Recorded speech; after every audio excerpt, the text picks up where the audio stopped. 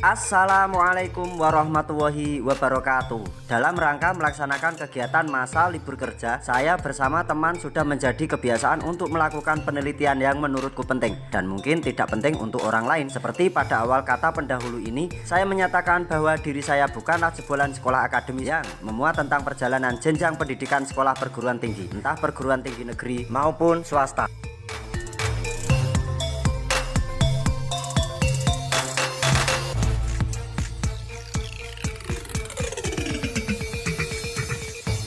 Berketepatan dengan hari libur piket, saya menyempatkan diri untuk berkunjung atau belusukan, dengan arah dan tujuan di wilayah Kabupaten Kendal dan Kabupaten Batang.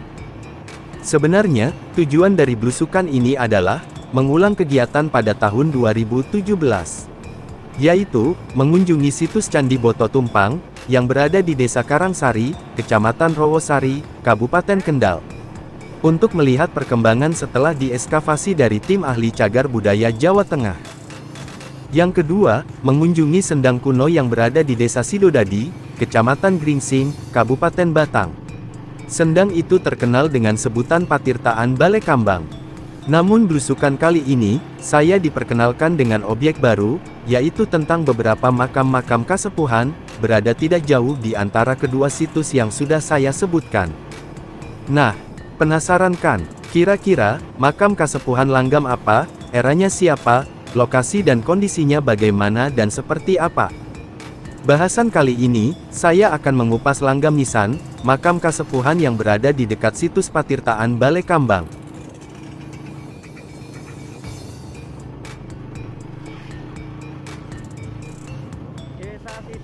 Untuk mencapai situs makam kuno Balekambang, kita dihadapkan dengan penyeberangan sungai, yang jaraknya tidak pendek. Sungai yang panjang, lebar, dan tenang. Sungai yang dikenal dengan sebutan Kali Kuto. Ini merupakan tantangan awal dari perjalanan kita, yang membuat badan terasa gemetar, bahasa Jawane, buyuten, yang ada hanya pasrah dengan keadaan. Bawaannya ingin melaksanakan ibadah dengan tekun dan sempurna. Karena, baru pertama kali ini, naik motor, di atas perahu penyeberangan, yang belum pernah saya rasakan sebelumnya. Tantangan perjalanan berikutnya, harus menyeberangi jalur rel kereta api yang menghubungkan Semarang ke Jakarta dan Semarang ke Bandung.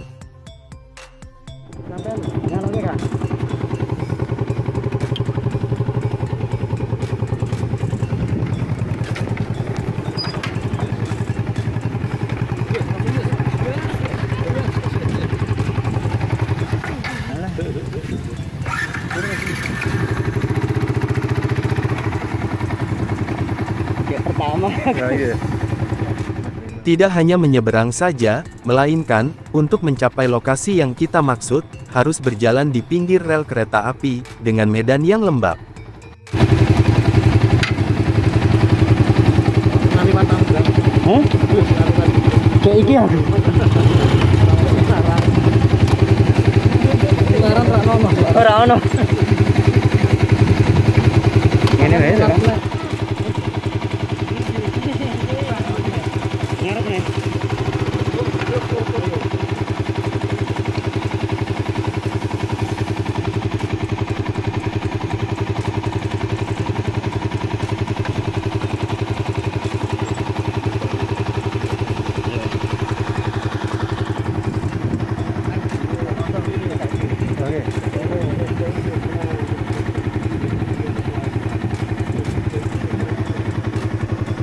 Nyabrang kali apa ini, Kak?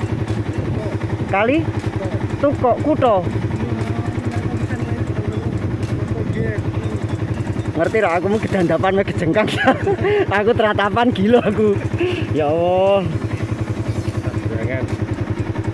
Mbok usul kon gawe jembatan lho, Kak. Oh. Oh, berarti sampean sengaja lewat kene ngerjani aku no. Oh iya.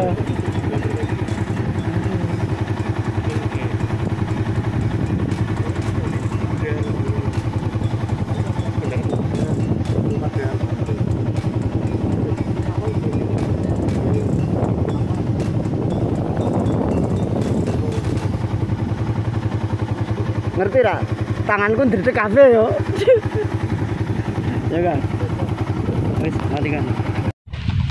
Alhamdulillah, wa syukurilah, akhirnya kita sampai. Ini tadi perjalanan waktu kita nyebrang di Lare yang Ombo itu, Kang, lewat naik apa? Naik kapal ya kita nyebrangi. Tambangan. Jadi kita itu mau ke lokasi sini, ke hutan karet ini melalui kali, dan kali itu belum ada jembatannya, atau memang sengaja tidak dibangun ya, Kak, untuk mata pencarian ya. Nah, itu berapa kilo, Kak, dari dari susur sungai tadi tuh? Sekitar 5 kilo kalau sekitar 5 kilo. Sekitar 5 kilo untuk bisa mencapai ke sini. Memang tadi sengaja kita tidak menampilkan perjalanannya waktu kita kepleset, terlalu ekstrim, apalagi ini habis hujan. Tapi alhamdulillah kayak ini cuacanya bagus, dan di sini kita mau mengunjungi makam sesepuh Mbah Brontok. Konon ceritanya Mbah Brontok, tapi saya pribadi belum pernah sih menginjakkan kaki sampai ke sini kalau tidak mendapatkan informasi dari Kang Fikri. Iya, ya Allah, makam-makam. Wah, ya Allah, wah, ana sing kualik barangi. Wah, ana sing tugel barangi. Yuk, Kak. Bismillahirrahmanirrahim. Assalamualaikum.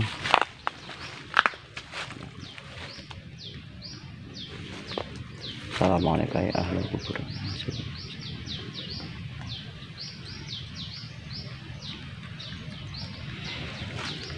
Salamullah ya sada minar rahmani yakhsakum ibadallah sinakum wasarnakum talabnakum do'inuna tuhituna bihimatikum matadakum Rabbuna wa tunatoyakum hadayakum bala khayabbamudani wa azakum basakum Saina idha zainakum amusnahina jurnakum bakum wasma'u fina Ila rahmani maulakum asanullah sanuqam aljamin ma'azakum asanatra Asya rahmata asya'na wa tasyakum salamullahi hayakum Wa inna Allah ta'alakum basullahu maulana wa salama adanakum alal muhtari syawin giduna wa iyakum. Kira-kira, jarak tempuh untuk menuju lokasi makam kuno tersebut sangat tidak memungkinkan. Jika perjalanan kita awali dari Patirtan Balekambang, durasi yang akan kita tempuh kisaran 1 jam perjalanan, itu pun menggunakan sepeda motor. Jika harus berjalan kaki, asli, jauh banget.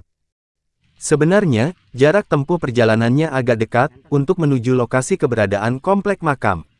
Yang dirasa jauh karena medan jalan yang akan kita lalui banyak tikungannya. Kalau tidak hafal dengan jalannya, saya yakin pasti bakalan kesasar dan lupa arah jalan pulang. Karena, dengan kenyataannya, kita harus menembus lebatnya rerumputan yang subur, apalagi malam sebelumnya turun hujan yang sangat lebat. Ditambah lagi, kondisi jalan yang licin dan berkelok-kelok. Kondisi demikianlah yang sebenarnya agak menghambat perjalanan untuk menuju lokasi. Dan ini akan menjadi pengalaman pertama saya.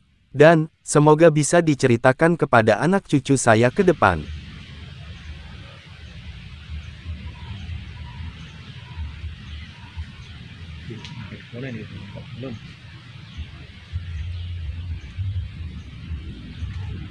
Malih, Kang. Telas betul apa-apa.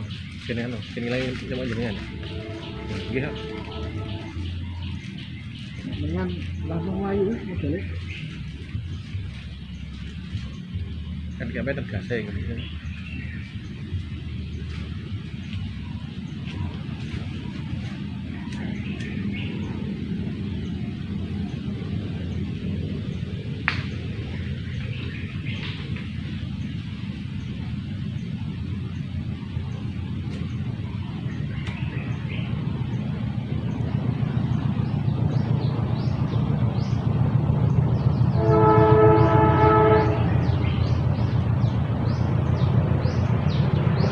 Udah kan, mulai.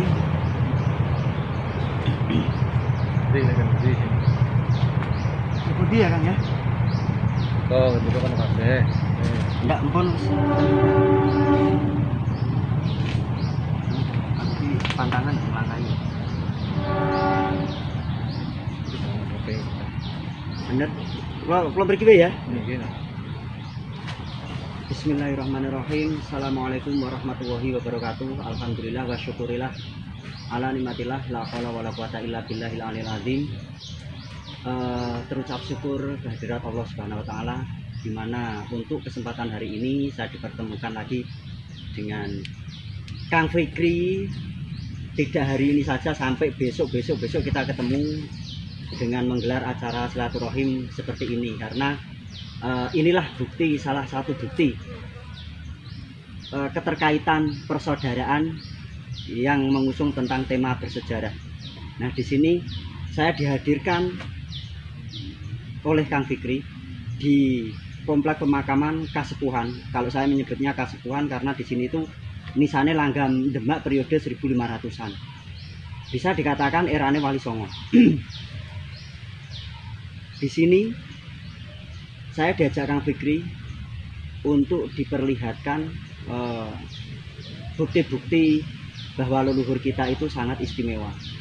Dan untuk ulasannya nanti kita sampaikan setelah acara doa tawasul atau dzikiran. Kita khususkan kepada beliau semua ahli kubur di sini, yang pahalanya kita dapatkan dari Allah Subhanahu wa taala, kita serahkan kepada beliau semua. Karena beliau merupakan tokoh-tokoh yang memiliki pengaruh di masanya kala itu. Mari kita awali. A'udzubillahi minasyaitonirrajim. Bismillahirrahmanirrahim. Astaghfirullahaladzim. Li walidayya wali jami'il muslimin wal muslimat wal mu'minina wal mu'minat al ahya'i minhum wal amwat. Astaghfirullahaladzim. Li walidayya wali jami'il muslimin wal muslimat wal mu'minina wal mu'minat al ahya'i minhum wal amwat. Astaghfirullahaladzim. Li walidayya wali jami'il muslimin wal muslimat wal mu'minina wal mu'minat al ahya'i minhum wal amwat. A'udzubillahi minasyaitonir rajim. Bismillahirrahmanirrahim. Asyhadu an la ilaha illallah wa asyhadu anna Muhammadar Rasulullah. Asyhadu an la ilaha illallah wa asyhadu anna Muhammadar Rasulullah. Asyhadu an la ilaha illallah wa asyhadu anna Muhammadar Rasulullah. Astaghfirullahaladzim. A'udzubillahi minasyaitonir rajim. Bismillahirrahmanirrahim. Ila hadratin nabiyil mustafa sayyidina wa maulana Muhammadin sallallahu alaihi wasallam wa ala alihi wa sahbihi wa auladihi wa dzurriyyatihi wa ali baiti ajmain. Syaulillahi lana lahumul Fatihah. A'udzubillahi minasyaitonir rajim. Bismillahirrahmanirrahim. Alhamdulillahirabbil alamin arrahmanir rahim maliki yaumiddin. Iyyaka na'budu wa iyyaka nasta'in. Ihdinas siratal mustaqim. Siratal ladzina an'amta 'alaihim ghairil maghdubi 'alaihim waladdallin. Summa ila hadrati jami' ikhwani minal anbiya'i wal mursalin wal awliya'i wa syuhada'i wa sholihin wa sahabati wa tabi'in wal ulama'i wal amilin wal musannifin mulisin wa jami'il malakatil muqarrabin wal karabin, khususan sayyidina Syamsul Qadir Jilani radhiyallahu an. Summa ila hadrati ruhi Mbah Wali Songo. Summa ila hadrati ruhi Raden Fatah. Summa ila hadrati ruhi Sultan Pajang Hadiwijaya. Summa ila hadrati ruhi Panembahan Senopati Danang Sutawijaya. Summa ila hadrati ruhi Panembahan Senopati Hanyokrawati. Summa ila hadrati ruhi Panembahan Senopati Sultan Agung Hanyokrokusumo. Sumala hadrati ruhi Panembahan Senopati Hamangkurat setunggal salajengipun. Sumala hadrati ruhi Sunan Pakubuwono setunggal salajengipun min ummati Muhammadin sallallahu alaihi wasallam. Summa ila hadrati ruhi fi hadal qabri. Summa ila hadrati ruhi sahibul wilayah. Syaulillahi lana lahumul Fatihah. A'udzubillahi minasyaitonir rajim. Bismillahirrahmanirrahim. Alhamdulillahirabbil alamin arrahmanir rahim maliki yaumiddin. Iyyaka na'budu wa iyyaka nasta'in. Ihdinas siratal mustaqim. Siratal ladzina an'amta 'alaihim ghairil maghdubi 'alaihim waladdallin. Summa illa ruhi jami'al kubur minal muslimina wal muslimat wal mu'minina wal mu'minat min masyariqil ardi ila maghribiha barriha wa bahriha, khususan ila aba'ana wa ummahatina wa ajdadana wa jaddatina wa masyayikhi wa masyayikh wa masyayikhana wa asatidatina wa asatidati wa asatidatana wa liman ijtama'na. Syaulillahi lana lahumul Fatihah. A'udzu billahi minasyaitonir rajim. Bismillahirrahmanirrahim. Alhamdulillahirabbil alamin arrahmanir rahim maliki yaumiddin. Iyyaka na'budu wa iyyaka nasta'in. Ihdinas siratal mustaqim. Siratal ladzina an'amta 'alaihim ghairil maghdubi 'alaihim waladdallin. Amin. Bismillahirrahmanirrahim. Qul huwallahu ahad, Allahus samad, lam yalid wa lam yulad wa lam yakul lahu kufuwan ahad. Bismillahirrahmanirrahim. Qul huwallahu ahad, Allahus samad, lam yalid wa lam yulad wa lam yakul lahu kufuwan ahad. Bismillahirrahmanirrahim. Qul huwallahu ahad, Allahus samad, lam yalid wa lam yulad wa lam yakul lahu kufuwan ahad. La ilaha illallah wallahu akbar. Bismillahirrahmanirrahim. Qul a'udzu birabbil falaq min syarri ma khalaq min syarri ghasiqin idza waqab wa min syarri nafasati fil 'uqad min syarri hasidin idza hasad. La ilaha illallah wallahu akbar. Bismillahirrahmanirrahim. Qul a'udzu birabbin nas malikin nas ilahin nas min syarril waswasil khannas alladzi yuwaswisu fi sudurin nas minal jinnati wan nas. La ilaha illallah wallahu akbar. Bismillahirrahmanirrahim. Alhamdulillahirabbil alamin. Alhamdulillah, kita tadi sudah memberikan hadiah surat Fatihah beserta ayat suci Al-Qur'an sekadarnya. Nah, di sini saya masih bersama Mas Fikri. 7 tahun baru ketemu ya, Kang ya. 7 tahun baru ketemu.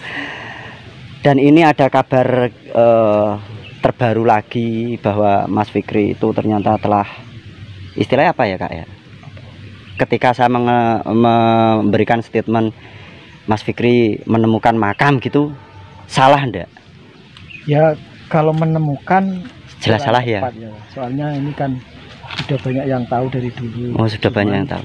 Cuma di masyarakat itu ini dipercaya sebagai makam atau pesariannya Mbah Brontok ya. Mbah Brontok yang ada kaitannya dengan Mataram Islam itu ya. Ya, itu kan di masyarakat Kendal pada khususnya itu sangat meyakini bahwa Mbah Brontok itu beliaunya dimakamkan di sini. Sumari di sini ya. Ya. Tapi di dalam narasi itu yang dikatakan di dalam buku Babat Tanah Kendal edisi tahun berapa saya lupa, karangan beliaunya itu, Mbah Brontok itu dikatakan periodenya pada masa Sultan Agung. Sultan Agung berarti 1650-an. Ya.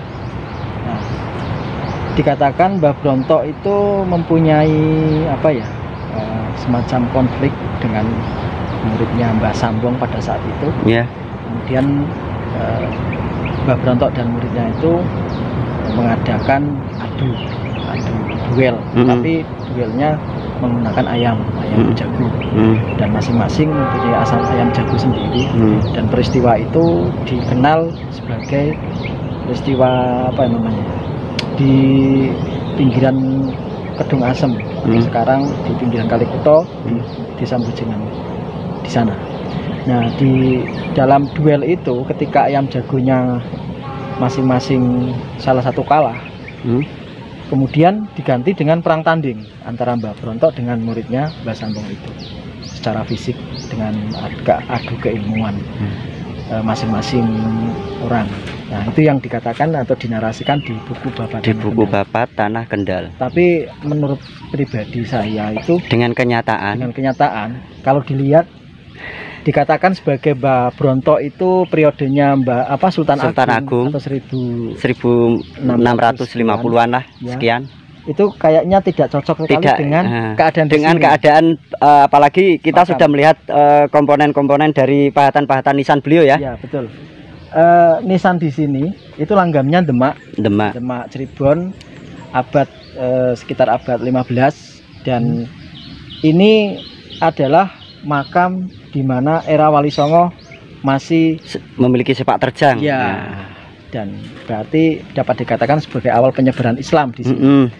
Dan masih periode Kerajaan Demak. Kerajaan Demak antara Mataram Islam. Jika dikaitkan dengan Kerajaan Demak masih mengikuti 2 periode lagi ya, Mas Teh. Pajang, Mataram Islam awal, baru Sultan Agung. Betul. Nah, jadi dilihat dari nisannya itu menurut saya kurang tepat ya. Kurang tepat kalau dikaitkan dengan ceritanya ya, Kak ya. Ya, itu saya kembalikan ke masyarakat pribadi masing-masing ya. Keyakinannya yang bagaimana, tapi kenyataannya makam di sini jumlahnya sebenarnya ada 5 ya, walaupun salah satu fiktif kalau menurut saya, soalnya nisannya batu. Nah uniknya makam 5 di sini itu hampir sama dengan yang kita lihat tadi di desa Pojok Sari, dan langgamnya pun hampir sama. Di sana pun langgam demak dengan jumlah kubur atau makam itu ada 5. Di sini pun sama, dan secara konstruksi itu hampir sama juga, diletakkan secara sejajar. Nah itu mungkin ada satu teori bahwa dulu awal penyebaran Islam itu masing-masing orang yang bertugas untuk menyebarkan Islam itu mendirikan dukuh ya, padukuhan ya, ada padukuhan dukuh Lemah Abang, Lemah Ireng, Lemah Kuning, dan Lemah Putih. Nah kenapa saya katakan ini awal penyebaran Islam, soalnya di posisi ini atau di lokasi ini itu sangat berdekatan sekali dengan Kesetra atau bekas percandian zaman Hindu-Buddha. Sama juga halnya dengan yang tadi kita lihat di Pojok Sari. Di Pojok Sari juga sama, hampir berdekatan dengan Kesetra atau bekas candi. Nah kemungkinan awal penyebaran Islam dulu memang difokuskan tempat-tempat di mana ada candi.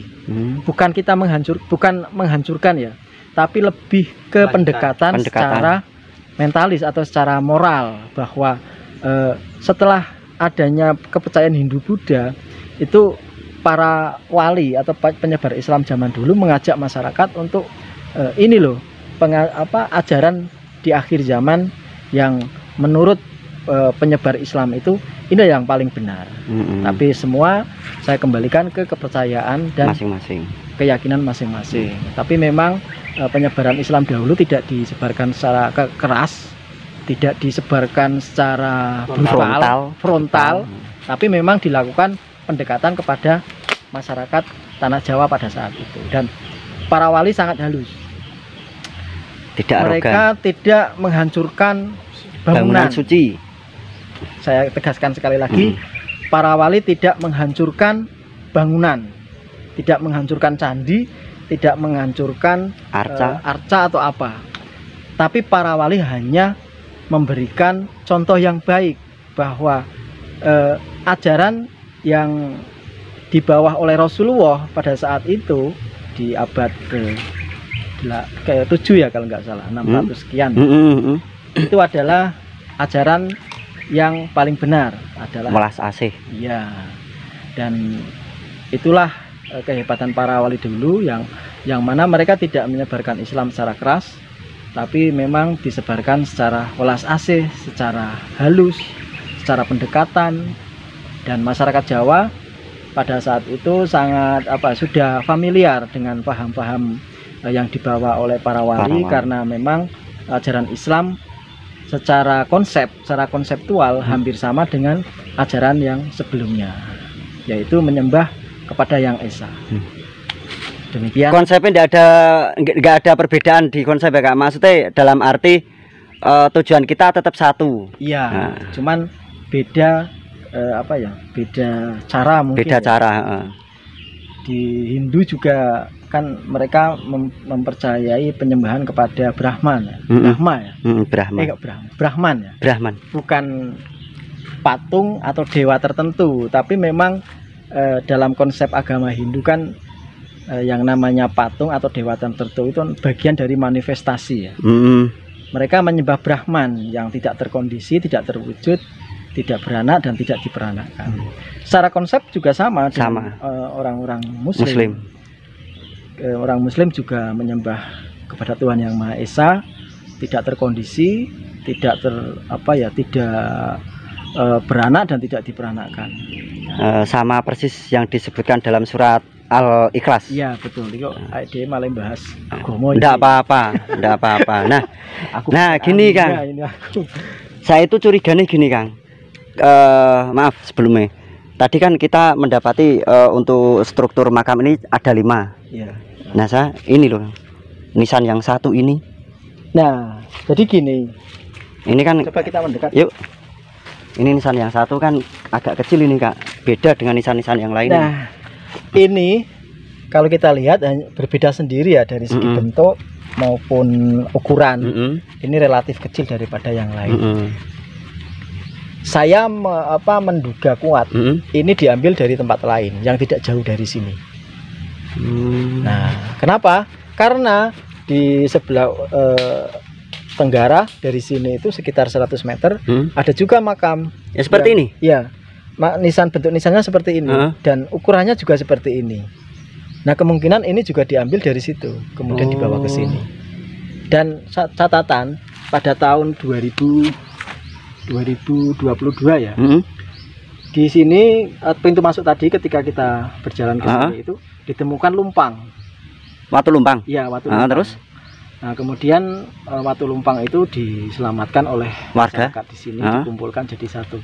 Nah, kenapa ada lumpang? Lumpang sendiri secara fungsional selain untuk sebagai keperluan alat rumah tangga, membantu mempermudah suatu pekerjaan. Ya, lumpang juga di masa klasik atau di zaman Hindu Buddha digunakan untuk sebagai penanda bahwa tanah atau daerah ini itu adalah daerah perdikan, tanah khusus yang dikhususkan dari kerajaan atau pemerintah pada saat yang memerintah ya, dibebaskan yang dari pajak. Nah, adanya lumpang di sini kemungkinan dari dulu memang di sini itu tanah yang bukan tanah pemukiman, tapi memang tanah khusus untuk kegiatan beribadah termasuk pemakaman dan lain-lain. Nah, adanya lumpang itu ada satu teori bahwa selain untuk makam-makam ini, makam orang Muslim pada saat itu juga digunakan untuk kegiatan upacara penguburan orang-orang Hindu atau upacara pembakaran mayat pada saat jenazah itu. Mungkin di sebelah timurnya atau sebelah selatannya saya nggak tahu, tapi memang di sini ada lumpang yang tidak terlalu besar, bentuknya sekitar ukurannya panjang sekitar 40 cm, lebarnya 30 kalau nggak salah, dengan diameter lubang itu sekitar 5 cm, dengan ceruan kedalaman sekitar 3 cm. Jadi itu tidak terlalu besar, dan lumpang seperti itu memang tidak digunakan untuk keperluan alat rumah tangga ya, tapi memang untuk penanda atau tetenger atau tanda bahwa di sini adalah tempat khusus, yaitu tempat untuk melakukan kegiatan ritual tertentu. Oke, siap, terima kasih Kak Fikri, dan saya izin mau ngambil gambar silakan. Sekitaran sini. Komplek makam Kasepuhan tersebut berada di tengah-tengah hutan karet, lebih tepatnya berada di wilayah hutan buntu, Desa Sidodadi, Kecamatan Gringsing, Kabupaten Batang. Terdapat 5 pusara dalam satu komplek pemakaman. Yang membuat saya heran adalah, makam setingkat ulama berada sangat jauh dari pemukiman padat penduduk. Sehingga terkesan, makam tersebut tidak terawat secara menyeluruh. Bahkan, hanya orang-orang tertentu saja yang mampu merawat makam Kasepuhan tersebut. Di antaranya adalah orang yang sengaja melakukan ritual atau lelaku atau melaksanakan tirakat di komplek makam tersebut. Dan yang berikutnya adalah orang yang kesehariannya mencari rumput dan berkebun di wilayah seputaran komplek makam itu. 3 di antara 5 pusara yang kedapatan batu nisannya dalam kondisi patah. Tragedi patahnya ketiga batu nisan tersebut belum bisa diketahui secara pasti.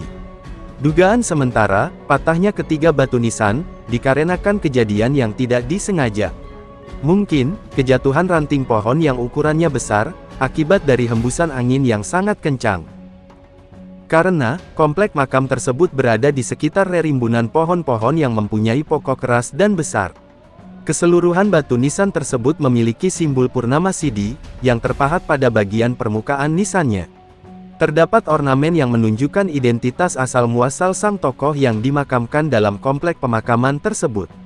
Simbol Purnama Siddhi merupakan simbol yang memberikan keterangan bahwa beliau yang dimakamkan adalah seorang tokoh ulama yang memiliki tingkatan ilmu tasyawuf yang mumpuni.